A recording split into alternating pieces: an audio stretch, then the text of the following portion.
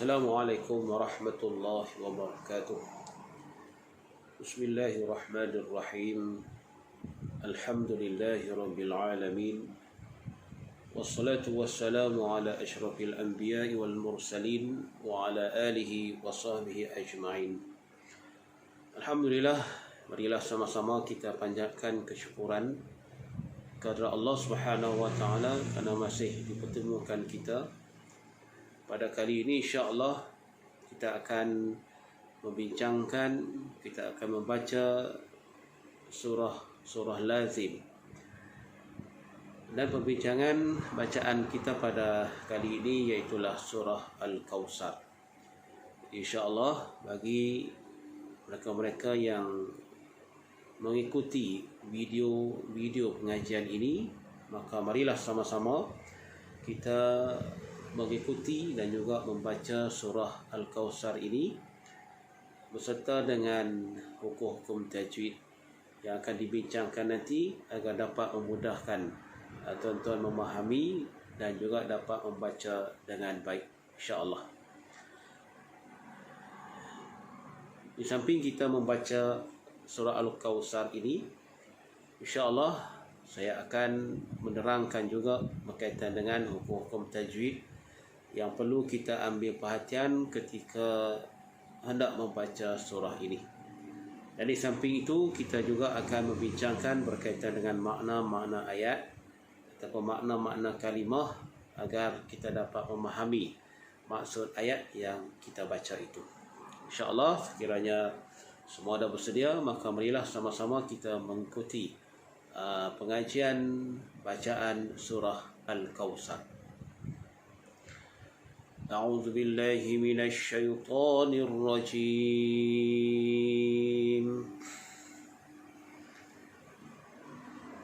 Bismillahirrahmanirrahim. Inna a'tainakal kautsar. Kita ambil ayat pertama dahulu. Saya ulang sekali lagi. Inna a'tainakal kautsar. Tuan-tuan dan puan-puan, anak-anak yang dikasihi sekalian, di dalam surah Al-Kautsar ini, pertama sekali apa yang perlu kita lihat dari segi pembacaan dan sebutan iaitulah pada kalimah inna. Hamzah di situ dibunyikan dengan inna. Kebiasaan dan kelaziman kesalahan yang disebut pada kalimah tersebut iaitu inna. Terlalu tebal. Inna tidak berapa tepat. Bacaan yang sebetulnya iaitu inna. Inna dan hamzah makhrajnya adalah di bahagian di sini, di pangkal inna. Bila kita tekan di sini maka akan bunyi getaran inna. Huruf hamzah dan huruf ha yang simpul makhrajnya di bahagian sini inna. Jadi bila kita sebut inna akan ada getaran di sini. Inna. Kemudian kita akan bertemu dengan huruf nun yang berbaris syaddah.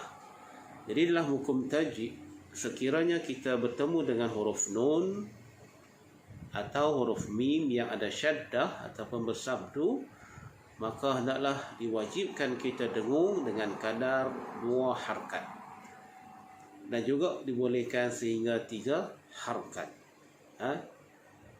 Inna, nun yang bersyaddah menjadi hukum wajibal gunnah. Maka dengung dia pastikan kita sempurnakan di hidung dengan getarannya di hidung. Inna. Bagaimana cara kita nak mengesan? Bila kita dengung, kita cuba tutupkan hidung. Sekiranya berhenti, maka dengung itu adalah tepat. Tetapi sekiranya kita tekan masih lagi ada dengung, maka kemungkinan ada masalah. dari segi sebutan dengung tersebut. Contoh, bila kita tutup hidung maka terus berhenti. Tapi kalau kita tutup hidung tapi masih lagi dengung, maka dengung itu tidak tepat. Contoh,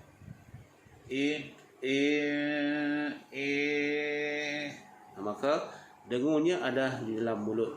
Maka dengung nun yang bersyadah pastikan naik di hidung. Pastikan sempurnakan di bahagian hidung ini. Kemudian kita akan bertemu dengan huruf mad. Inna, huruf mad yang mana di atas alif itu ada huruf mad, dan selepas huruf mad ada huruf hamzah. Kalau lihat di situ terdapat dua kalimah, inna dan a'tai. Apabila kita berjumpa dengan huruf mad bertemu dengan huruf hamzah dalam dua kalimah, maka dinamakannya mad jaiz munfasil. Hukum mad jaiz munfasil hendaklah dibaca dengan kadar 4 ataupun 5 harkat mengikut riwayat Hafs dari Thariq Asy-Syatibi. Okey, jadi panjang bagi mad jaiz 4 ataupun 5 harkat.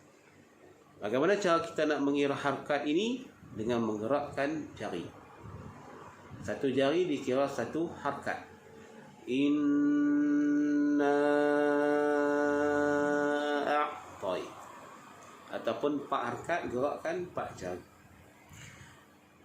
Baik, seterusnya bagi sebutan ain. Ain ini sebutannya adalah di bahagian tengah kerongkong. A'taina. Ain makhrajnya di tengah kerongkong. Inna a'tai. Kita bunyikan dia di tengah kerongkong kita di sini. Okey, seterusnya kita bertemu dengan taina.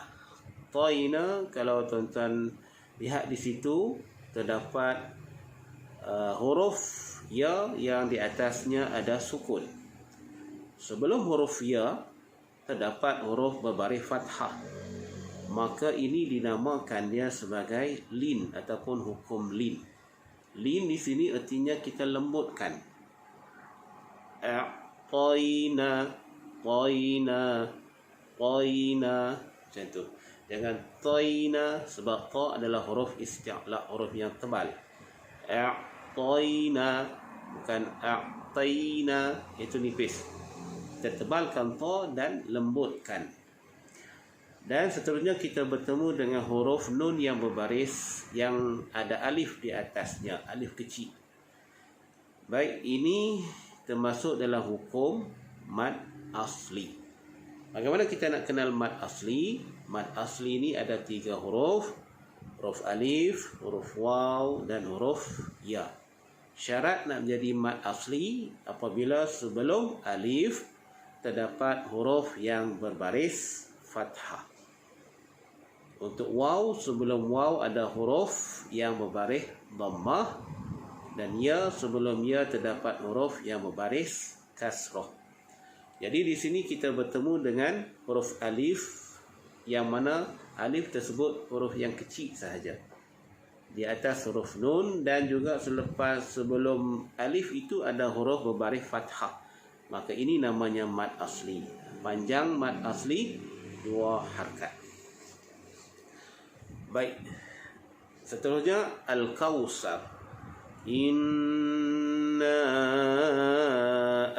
a'tainakal kautsar. Huruf alif lam. Alif lam apabila di atas lam itu ada sukun, maka namanya alif lam qamariyah. Alif lam qamariyah bacaannya hendaklah dibaca dengan izhar. Nyatakan bunyi lam tersebut.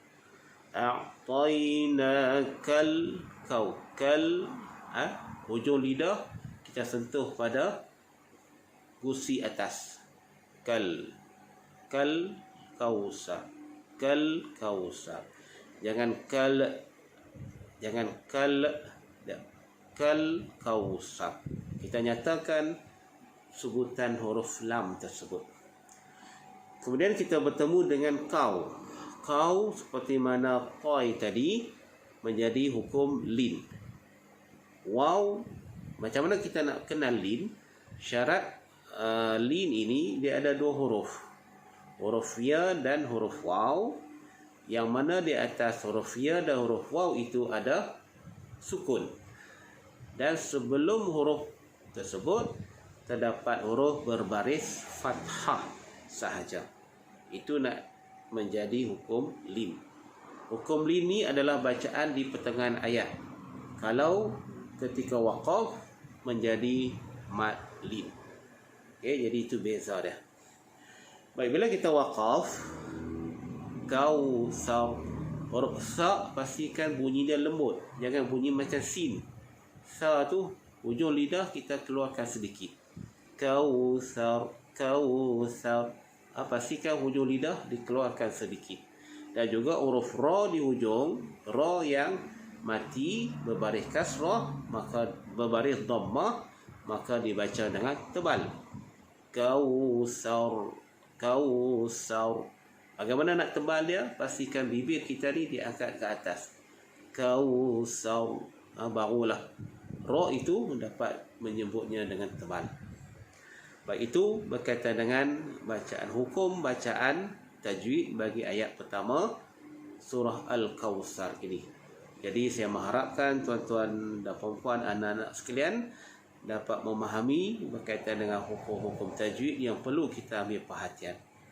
Jadi saya akan ulang balik bacaan ini sekali lagi dan tuan-tuan dan puan-puan sama-sama ikut. Inna a'tainakal kautsar. Saya ulang balik.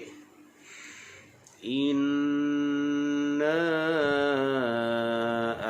a'tainakal kautsar. Itu ayat pertama. Apa maksud ayat yang pertama ini? Baik, maksud bagi ayat yang pertama ini iaitu sesungguhnya. Inna tu artinya sesungguhnya kami. A'tainaka. A'tainaka maksudnya kami telah mengurniakan kepadamu. Ka tu iaitulah Nabi Muhammad. Sesungguhnya kami telah mengurniakan kepadamu. Yani Allah Subhanahu wa taala mengurniakan kepada Nabi kita Muhammad sallallahu alaihi wasallam Al-Kautsar. Al-Kautsar ni artinya kebaikan yang banyak, yakni di dunia dan juga di akhirat. Al-Kautsar ni artinya kebaikan yang banyak di dunia dan juga di akhirat. Ataupun bermakna Al-Kautsar ni iaitulah telaga Nabi sallallahu alaihi wasallam, kebaikan yang banyak.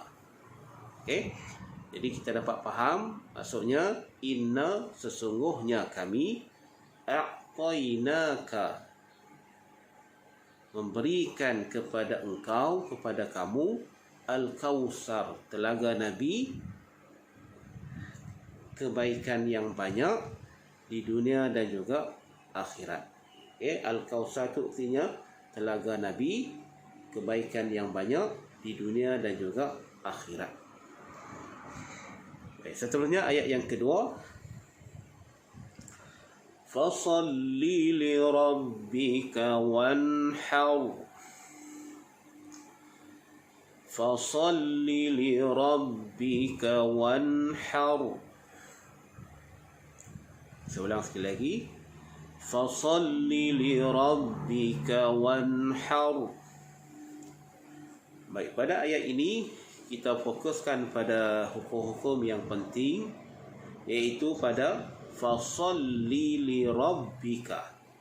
Fasal tu, huruf sad itu pastikan kita bunyi dia dengan tebal. Sad, sofir bersifat dengan sofir. Sad ini umpama bunyi seperti bunyi angsa. Seumpama bunyi angsa. Fasalli, fasalli li rabbika wanhar. Baik, kita perhatikan pada wanhar. Wanhar di sini kalau kita tengok terdapat huruf nun. Selepas huruf nun bertemu dengan huruf ha. Nun di atasnya ada sukun. Dalam kaedah tajwid, sekiranya tuan-tuan dan puan-puan, anak-anak sekalian, bertemu dengan huruf nun yang di atasnya ada tanda sukun, maka dibaca dia dengan hukum izhar. Dibaca dengan hukum izhar halqi. Yakni kita menjelaskan ataupun menyatakan bunyi huruf nun tersebut. Wanhar, wanhar, wanhar. Okey, tak perlu kita dengung, hanya nyatakan bunyi nun sahaja. Wanhar. Huruf izhar halqi ada 6. Okey, salah satunya iaitulah huruf ha. Ha makhrajnya di bahagian tengah kerongkong. Baik, seterusnya huruf ra yang di akhir itu berbaris sukun. Sekiranya huruf ra seperti mana kita bertemu di ayat yang pertama tadi, ra yang ada sukun bila waqaf maka dibaca dia dengan hukum tebal. Wanhar. Teknik nak menebalkan ra, pastikan bibir kita ni diangkat ke atas. Wanhar. Saya ulang balik. Fasalli li rabbika wanhar. Fasalli li rabbika wanhar. Jelas? Baik, apa maksud ayat yang kedua ini? Fasalli. Oleh itu, kerjakanlah sembahyang li rabbika, kerana Tuhan kamu. Fasalli li rabbika, maka oleh itu kerjakanlah sembahyang kerana Tuhanmu semata-mata. Wanhar. Wanhar ni apa dia? Dan sembelihlah korban. Wanhar ni artinya sembelihlah korban, yakni korban binatang. Wanhar ni maksudnya korban binatang. Baik. Seterusnya ayat yang terakhir dalam surah Al-Kawthar ini, inna syani'aka huwal abtar. Saya ulang. Inna syani'aka huwal abtar. Saya ulang sekali lagi. Inna syani'aka huwal abtar. Baik, dalam ayat yang ketiga ini, yang terakhir ini, dari segi hukum tajwid, kita dah bertemu dengan nun yang berbaris syaddah. Nun yang berbaris syaddah, hukum bacaannya adalah dengung.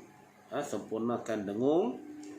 Kemudian syani'aka, sya, huruf shin adalah huruf yang bersifat tafashi, berhamburan udara. Shin makhrajnya adalah di tengah lidah.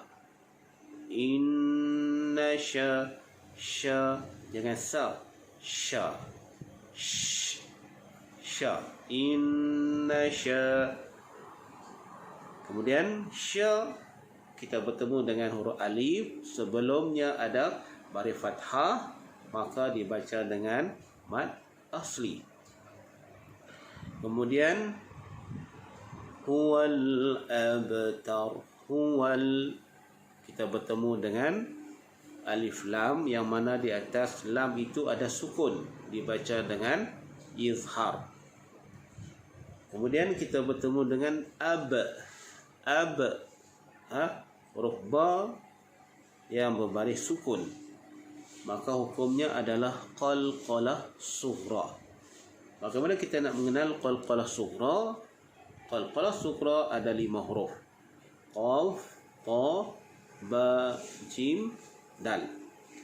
Baik, apabila salah satu huruf qalqalah berada di pertengahan ayat ataupun kalimah, maka dibacanya dengan qalqalah sughra, yakni kita lantunkan bunyi ba tidak terlalu kuat.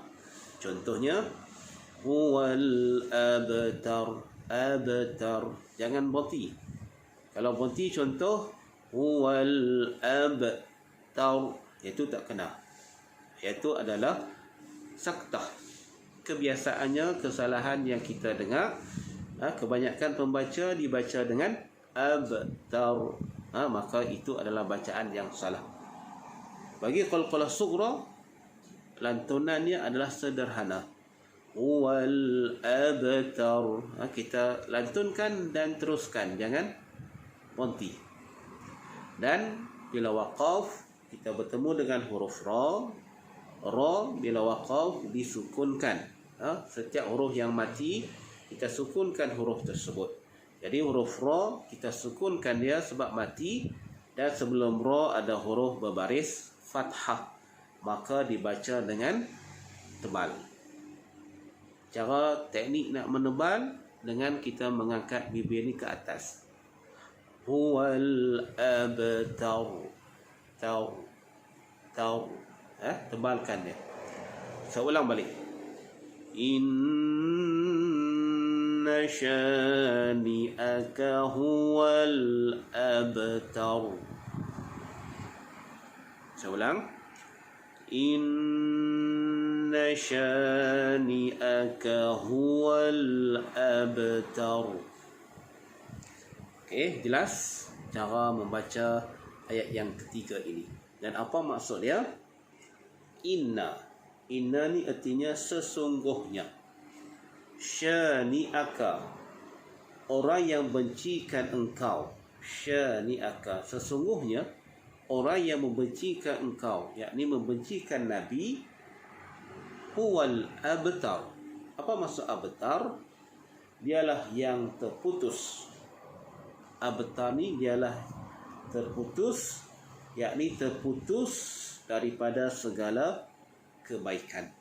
Siapa yang benci pada Nabi, maka segala kebaikannya terputus. Jadi moga-moga dari segi bacaan dan juga makna kalimah, makna ayat ini dapatlah sama-sama kita memahami dan kita mencapai, iaitu yang pertama sekali kita dapat membaca surah Al-Kawthar ini mengikut hukum tajwid. Yang kedua, kita dapat memahami ayat ini. Baik, insya-Allah moga-moga perbincangan kita pada kali ini akan mendapat keberkatan daripada Allah Subhanahu Wa Taala dan akan mendapat manfaatnya. Sekian dahulu. Kita jumpa lagi untuk surah-surah yang seterusnya. Assalamualaikum warahmatullahi wabarakatuh. Kita jumpa lagi.